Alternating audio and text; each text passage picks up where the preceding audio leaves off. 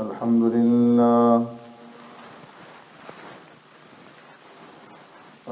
لله نحمده ونستعينه ونستغفره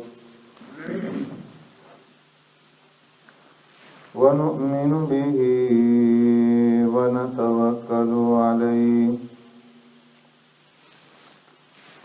ونعوذ بالله من شرور أنفسنا ومن سيئات أعمالنا من يهده الله فلا مضل له ومن يضلله فلا هادي له ونشهد أن لا إله إلا الله وحده لا شريك له ونشهد أن سيدنا ونبينا ومولانا محمدا عبده ورسوله أرسله الله إلى كافة للناس بشيرا ونذيرا وداعيا إلى الله بإذنه وسراجا منيرا أما بعد فقد قال الله تبارك وتعالى في القرآن المجيد والفرقان الحميد فأعوذ بالله من الشيطان الرجيم بسم الله الرحمن الرحيم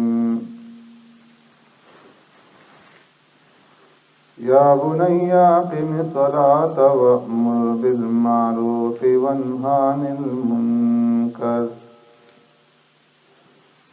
واصبر على ما أصابك إن ذلك من عزم الأمور صدق الله مولانا العظيم يا رب صل وسلم دائما أبدا على حبيبك خير الخلق كلهم هو الحبيب الذي ترجى شفاعته لكل هول من الأهوال مقتحم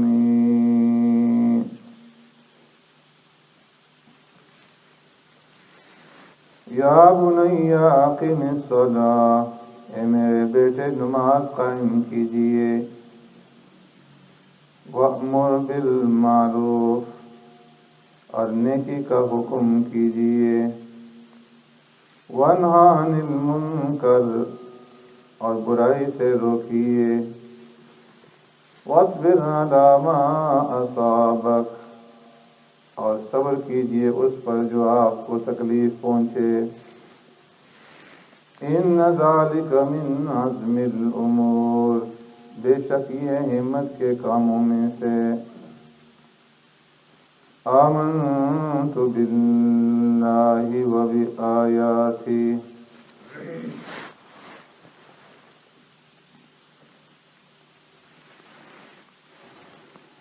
میرے محترم دوستو، بزرگوں، بھائیوں،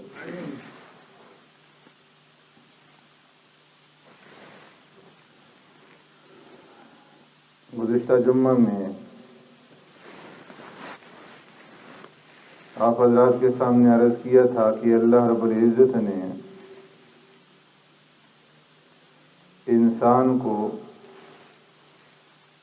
ایک حقیقت جامعہ بنایا ہے،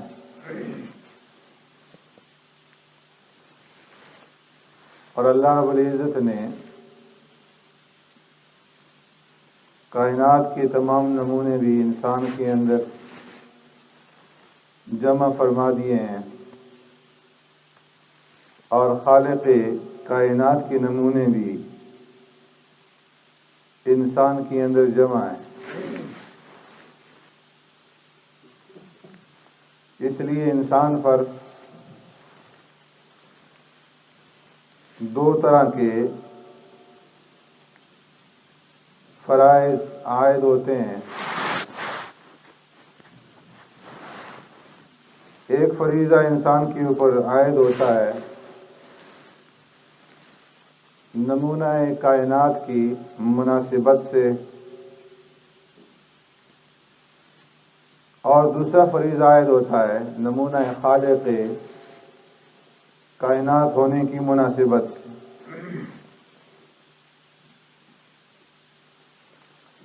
فرمایا کہ اللہ نے انسان میں جو کائنات کے سارے نمونے جمع کیے ہیں،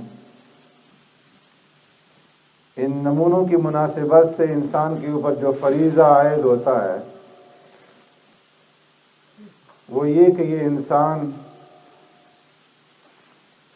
اللہ رب العزت کے سامنے جھکے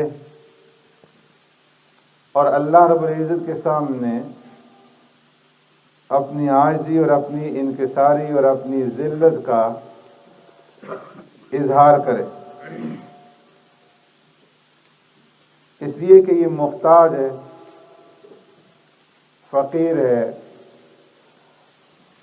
اور محتاج کا کام ہوتا ہے جھکنا غنی کے سامنے. جس انسان کے پاس مال اور دولت ہوگا وہ کسی کے سامنے ہاتھ نہیں پھیلائے گا، وہ کسی کے سامنے جھکے گا نہیں. ہاتھ وہی پھیلاتا ہے، جھکتا وہی ہے جو محتاج ہو. اسی طرح سے یہ انسان محتاج ہے، اپنی زندگی کے اندر بھی محتاج اور زندگی کے بقا کے اندر بھی محتاج. اس کا وجود نہیں تھا، اللہ کے سامنے ہاتھ پھیلائے تو اللہ رب العزت نے اس کو وجود بخشا اور اس کو زندگی عطا فرمائی. تو زندگی کے ملنے میں، وجود کے ملنے میں یہ انسان اللہ کا محتاج ہے، اور زندگی ملنے کے بعد اس وجود کے بقا کے لیے، زندگی کے بقا کے لیے بھی یہ انسان اللہ کا محتاج ہے. اس لیے فرمایا کہ یہ اپنی زندگی کی بقا کے لیے بھی اللہ کے سامنے ہاتھ پھیلاتا ہے اور ایسے اسباب اختیار کرتا ہے کہ جس کی وجہ سے اس کی زندگی باقی رہ سکے. تو معلوم ہوا کہ انسان خود مختار نہیں ہے اپنی زندگی کو بھی بچانے کے اندر. انسان اپنی زندگی بچا نہیں سکتا، اگر بچا سکتا تو کوئی بھی نہ مرتا، اس لیے کہ کوئی بھی مرنا نہیں چاہتا. اس لیے زندگی کو بچانے کے لیے وہ تمام اسباب اختیار کیے جاتے ہیں کہ جس سے زندگی بچ سکے. کھاتا بھی ہے انسان، پیتا بھی ہے، بیمار ہوتا ہے تو علاج معالجہ کرتا ہے، دوائیں استعمال کرتا ہے، دعائیں کرتا ہے، دعائیں کرواتا ہے. تو معلوم ہوا کہ یہ انسان محتاج ہے زندگی کے ملنے کے اندر بھی اور زندگی کے بقا کے اندر بھی. تو اس لیے اس انسان کو جھکنا چاہیے اپنے خالق اور اپنے مالک کے سامنے جس نے اس کو زندگی دی اور جس نے اس کو اسباب عطا فرمائے.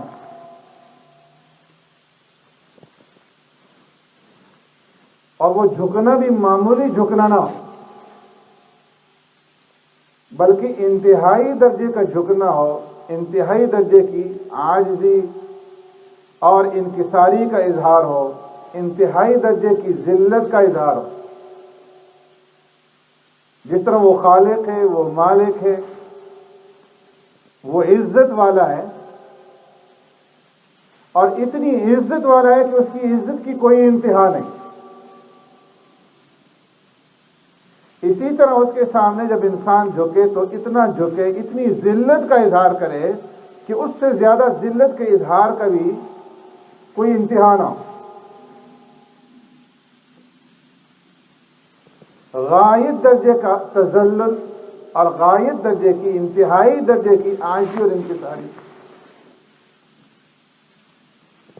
اور غور کیا جائے تو جتنی بھی عبادات ہیں،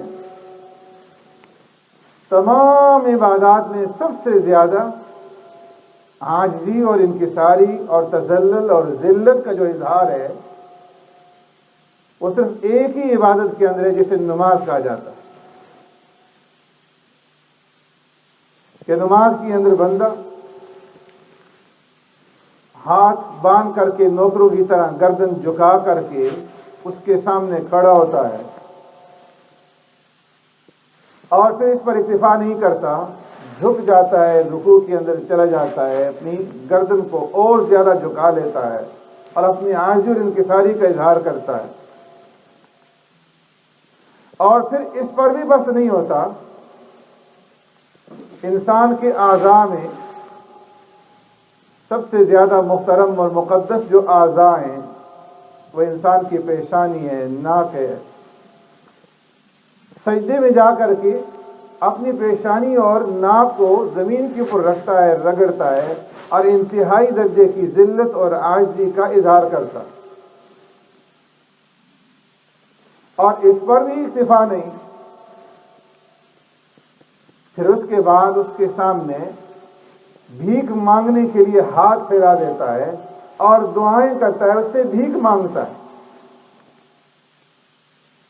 رب اجعلنی مقیم الصلاۃ ومن ذریتی ربنا وتقبل دعا. اے رب مجھے نماز پڑھنے والا بنا دے، میری اولاد کو نمازی بنا دے، میری دعاؤں کو قبول کر دے، میری مغفرت کر دے، میرے ماں باپ کی مغفرت کر دے، ایمان والوں کی مغفرت کر دے، مجھے رزق عطا فرما دے. اے اللہ دنیا کے اندر مجھے ربنا آتنا فی الدنیا حسنہ عطا فرما، اور آخرت کے اندر بھی حسنہ عطا فرما. دنیا کی زندگی کا انجام بھی بخیر ہو اور آخرت کی زندگی کا انجام بھی بخیر ہو. اے اللہ مجھے جہنم کے عذاب سے بچا، آگ کے عذاب سے بچا. تو بھیک مانگتا ہے، اور بھیک مانگنا، ہاتھ پھیلانا، فرمایا یہ انتہائی درجے کی ذلت ہے. تو اس نے فرمایا کہ وہ خالق جو انتہائی عزتوں والا ہے، اس کے سامنے انتہائی درجے کی ذلت کا اظہار کرو. اور انتہائی درجے کی ذلت کا اظہار سوائے نماز کے کسی اور عبادت میں نہیں ہوتا. اس لیے فرمایا کہ نماز جو ہے وہ اپنی ذات کے اعتبار سے، حقیقت کے اعتبار سے عبادت ہے. باقی جتنی بھی عبادات ہیں وہ ذات کے اعتبار سے عبادت نہیں ہے. مثال کے طور پر زکوٰۃ ہے. ایک آدمی زکوٰۃ ادا کرتا ہے، صدقہ اور خیرات کرتا ہے، تو اس کے اندر ذلت کا اظہار نہیں ہے، بلکہ یہ عزت کی بات ہے، عزت کی چیز ہے، عزت کا مقام ہے. اس میں بندہ اللہ کے ساتھ مشابہت اختیار کرتا ہے کہ وہ موتی ہے، عطا کرنے والا ہے، دینے والا ہے، وہ مخلوقات کو دیتا ہے. تو یہ زکوٰۃ دینے والا، یہ صدقہ خیرات کرنے والا، یہ بھی مخلوق پہ خرچ کر رہا ہے، فقراء مساکین کے اوپر خرچ کر رہا ہے، اور بے سہاروں کو دے رہا ہے، ان کا سہارا بن رہا ہے. تو فرمایا یہ کوئی ذلت کی چیز نہیں. اس لیے زکوٰۃ اپنی ذات کے اعتبار سے عبادت نہیں ہے، اس کو عبادت نہیں کہا جا سکتا ذات کے اعتبار سے، لیکن پھر بھی عبادت ہے. کیوں؟ اس لیے کہ اللہ کا حکم پورا کیا جا رہا ہے، کہ اللہ نے حکم دیا آتوا الزکاۃ، زکوٰۃ ادا کرو. اللہ نے حکم دیا وانفقوا فی سبیل اللہ، اللہ کے راستے کے اندر خرچ کرو. تو یہ زکوٰۃ دیتا ہے، اللہ کے راستے میں خرچ کرتا ہے، تو اللہ کے اس حکم کو پورا کر رہا ہے، اور اس حکم کو پورا کرنے کی وجہ سے یہ عبادت بن گئی. ایسے ہی روزہ ہے. روزہ بھی اپنی ذات کے اعتبار سے عبادت نہیں. کیوں؟ اس لیے کہ روزے کے اندر انسان کرتا کیا ہے؟ کھانا چھوڑ دیتا ہے، پینا چھوڑ دیتا ہے، بیوی کے پاس جانا چھوڑ دیتا ہے، اور فرمایا کہ ان تمام چیزوں میں اللہ کے ساتھ مشابہت ہے کہ وہ غنی ہے، مستغنی ہے، نہ اسے کھانے کی ضرورت، نہ پینے کی ضرورت، نہ بیوی کی ضرورت. تو اللہ کے ساتھ مشابہت اختیار کرنا، فرمایا اس کے اندر ذلت نہیں ہے بلکہ یہ انتہائی عزت کی چیز ہے. لیکن پھر کیوں روزے کو عبادت کہا جاتا ہے؟ اس لیے کہ اللہ کا حکم ہے کہ روزہ رکھو. تو اللہ کے حکم کو پورا کرنے کی وجہ سے جب بندے نے کھانا پینا اور خواہش نفسانی کو پورا کرنا چھوڑ دیا تو یہ عبادت بن گئی. حج ہے، حج کے اندر بندہ کچھ چیزوں کو ترک کر دیتا ہے، چھوڑ دیتا ہے. گھر بار کو ترک کر دیا، چھوڑ دیا. وطن کو چھوڑ دیا. عمدہ لباس ترک کر دیا، چھوڑ دیا. خوشبوئی لگانی ترک کر دی. بہت سارے طرق ہیں حج کے اندر، بہت ساری چیزوں کو چھوڑا جاتا ہے، اور گویا ایک درجے کے اندر استغنا پیدا کی جاتی. اور استغنا پیدا کرنا یہاں پر یہ بھی اللہ کے ساتھ مشابہ ہے. تو یہ بھی عبادت ہوا کس وجہ سے؟ اللہ کے حکم کو پورا کرنے کی وجہ سے. ایک آدمی سچ بولتا ہے، سچ بولنا اپنی ذات کے اعتبار سے عبادت نہیں ہے، اس لیے کہ سچ بولنا یہ اللہ کی صفت ہے. وَمَنْ أَصْدَقُ مِنَ اللَّهِ قِيلًا، اللہ سے زیادہ سچا قول کسی کا نہیں ہو سکتا. وَمَنْ أَصْدَقُ مِنَ اللَّهِ حَدِيثًا، اللہ سے زیادہ سچی بات کسی کی نہیں ہو سکتی. تو جو آدمی اللہ کے ساتھ مناسبت پیدا کر رہا ہے سچ بول کر کے، وہ ذلت والا کام تھوڑا ہی کر رہا ہے، وہ تو انتہائی عزت والا کام کر رہا ہے. لیکن اس سچ کو پھر عبادت اس لیے کہا جاتا ہے کہ اللہ کا حکم ہے کہ سچ بولو. قولوا قولا سدیدا کونوا مع الصادقین، سیدھی اور سچی بات کہو اور سچوں کا ساتھ اختیار کرو. تو اللہ کے اس حکم کو پورا کرنے کی وجہ سے سچ بولنا عبادت ہو گئی. تو فرمایا جتنی بھی عبادات ہیں ساری کی ساری عبادات اپنی ذات کے اعتبار سے عبادت نہیں ہے، اللہ کے حکم کو پورا کرنے کی وجہ سے وہ عبادت ٹھہرائی. لیکن تمام عبادات میں نماز ایک ایسی عبادت ہے کہ جو اپنی ذات کے اعتبار سے عبادت ہے، کہ اس کے اندر قیام ہے، جس کے اندر انسان ہاتھ باندھ کر کے گردن جھکا کر اللہ کے سامنے کھڑا ہوتا ہے. پھر رکوع کے اندر اور زیادہ ذلت کا اظہار، پھر سجدے کے اندر اور زیادہ ذلت کا اظہار، اور پھر بھیک مانگنے کے اندر اور زیادہ ذلت کا اظہار. تو صحیح معنی میں جس عبادت کے اندر عاجزی اور انکساری ہے اور تذلل اور ذلت کا اظہار ہے وہ نماز. اس لیے اللہ نے نماز صرف انسانوں کے اوپر فرض نہیں کی، بلکہ اللہ نے نماز کو تمام مخلوقات کے اوپر فرض کی ہے. کل قد علم صلاته وتسبیحہ، جتنی بھی مخلوقات ہیں فرمایا ہر ایک مخلوق نے اپنی نماز کو پہچان لیا ہے. کل قد علم صلاته، ہر مخلوق نے اپنی نماز کو پہچان لیا ہے کہ ہماری نماز کیا ہے اور کس طرح سے ہم نے نماز کو ادا کرنا ہے. وتسبیحہ، اور ہر ایک نے اپنی تسبیح کو، اللہ کی یاد کو پہچان لیا ہے، کن الفاظ میں اللہ کا ذکر کرنے اور اللہ کو یاد کرنا. اس لیے اللہ نے ہر مخلوق کو نماز دی. لیکن انسان کی نماز میں اور دیگر مخلوقات کی نماز میں فرق یہ ہے کہ انسان مکلف ہے. انسان کو اللہ نے خطاب کیا ہے اور انسان کو اللہ رب العزت نے عقل دی. تو مکلف ہونے اور عقل ہونے کی وجہ سے، خطاب کی وجہ سے اس کی نماز میں اور باقی مخلوقات کی نماز میں فرق ہے۔ باقی مخلوقات کو اللہ نے جو نماز دی ہے، نماز کی کوئی ایک خاص حیت عطا کر دی۔ جیسے علماء فرماتے ہیں کہ جتنے بھی درخت ہیں ان کی نماز کے اندر قیام، وہ اللہ رب العزت کے سامنے ہر وقت کھڑے ہیں ایک پنڈلی پر اور اللہ کی عبادت کر رہے ہیں، نماز ادا کر رہے ہیں۔ ان کی نماز کے اندر رکوع نہیں ہے، ان کی نماز کے اندر سجدہ نہیں ہے، ان کی نماز کے اندر قاعدہ نہیں ہے، ان کی نماز کے اندر صرف کیا ہے؟ قیام ہے، کھڑا ہونا ہے۔ پھر جتنے بھی چوپائے، چار پاؤں پہ چلنے والے جتنے بھی جانور ہیں، اللہ نے ان کی نماز کے اندر صرف رکوع رکھا ہے۔ ان کی حیت ایسی بنا دی، تخلیق ایسی کر دی کہ وہ ہر وقت رکوع کے اندر پڑے ہوئے۔ ان کی نماز کے اندر قیام نہیں ہے، ان کی نماز کے اندر سجدہ نہیں ہے، قاعدہ نہیں ہے۔ اور جتنے بھی حشرات الارض ہیں، زمین پر رینگنے والے کیڑے ہیں، سانپ، بچھو اور اس طرح کے جتنے بھی حشرات الارض ہیں، ان کی نماز کیا ہے؟ وہ ہر وقت سجدے کے اندر پڑے ہوئے۔ وہ اللہ نے ان کو ایسا بنا دیا کہ وہ ہر وقت اونڈے پڑے ہوئے ہیں اللہ کے سامنے سجدے۔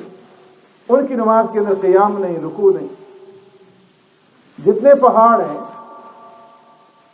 ان کی نماز کے اندر قاعدہ ہے کہ وہ دو زانو ہو کر کے ہر وقت قاعدے میں، تشہد میں بیٹھے ہوئے ہیں، قیام نہیں ہے، رکوع نہیں ہے، سجدہ نہیں ہے۔ کل قد علم صلاتہ و تسلیمہ، ہر ایک کی اپنی نماز ہے۔ جتنے پرندے ہیں فرمایا کہ ان کی نماز کے اندر کیا ہے؟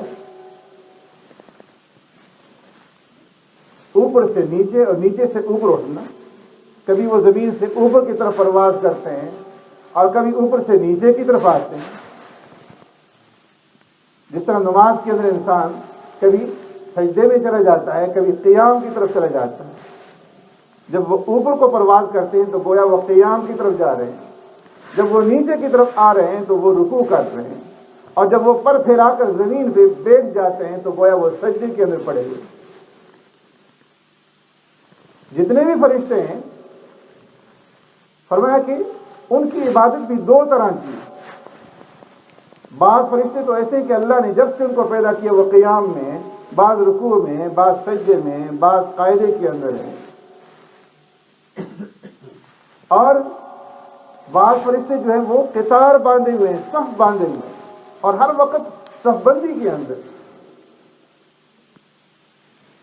جنت اور دوزخ ہے، ان کی نماز دعائیں مانگنا ہے، اللہ سے التجائیں کرنا ہے۔